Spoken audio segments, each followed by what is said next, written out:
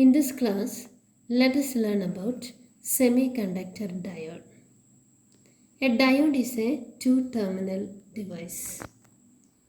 It is basically a PN junction with two metallic contacts. In a PN junction, there is diffusion current directed from P to N and drift current directed from N to P. At equilibrium, both are equal and opposite, so the net current is zero in a PN junction. So this is the symbolic representation of a diode. A PN junction conducts when external voltage is applied across it. The process of giving external voltage to a device is known as biasing. For a diode, there are two types of biasing. First one is forward biasing. P region is given positive potential or high potential and N region is given negative potential or low potential.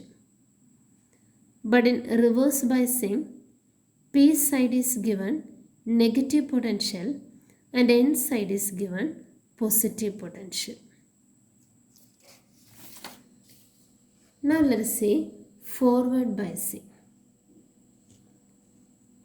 P side is connected to the positive terminal of the battery and N side is connected to the negative terminal. And this is a potential barrier, that is an inbuilt potential due to the formation of depletion region. When the voltage is increased from 0, initially there is no current because the potential barrier opposes the applied voltage. When the applied voltage exceeds the potential barrier, the majority carriers cross the junction. Holes from the P side experience an attractive force from the negative of the cell and holes are injected to N side. These are the injected holes. Similarly, electrons are injected to P side and thus the majority carriers cross the junction. This gives rise to diffusion current. And as the majority carriers cross the junction, the number of ions in the depletion region decreases.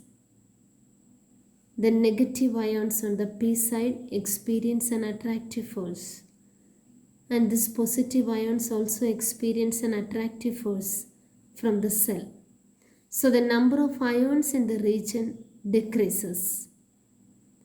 So the width of the layer decreases. As the number of ions decreases, the potential barrier also decreases. So when external voltage is 0, this is the height of the potential barrier. When the external voltage is increased beyond the barrier potential, the potential barrier decreases. Therefore, we can say when the applied voltage is greater than the barrier potential, diffusion current increases in a diode. It is in milliampere. As the current increases, resistance of the diode decreases.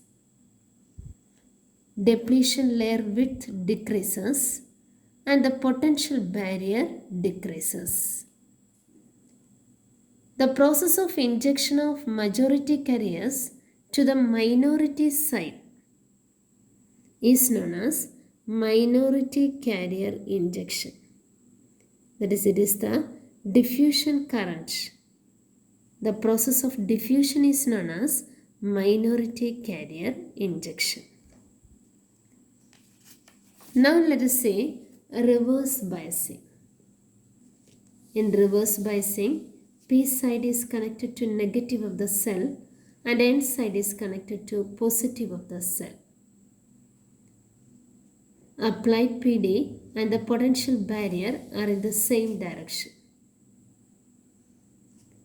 So the voltage across the junction increases, or the barrier height increases in reverse biasing.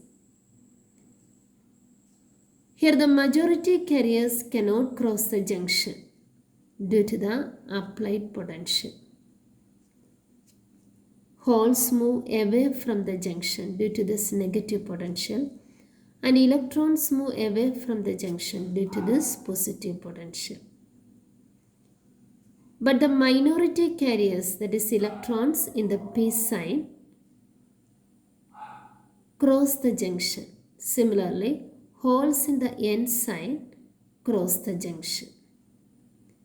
This gives rise to drift current. Since the carriers are less in number, the drift current is very small. So in reverse biasing, the motion of minority carriers gives rise to drift current, which is in microamperes. Width of the depletion layer increases. Potential barrier increases, and the resistance of the diode decreases. Thank you.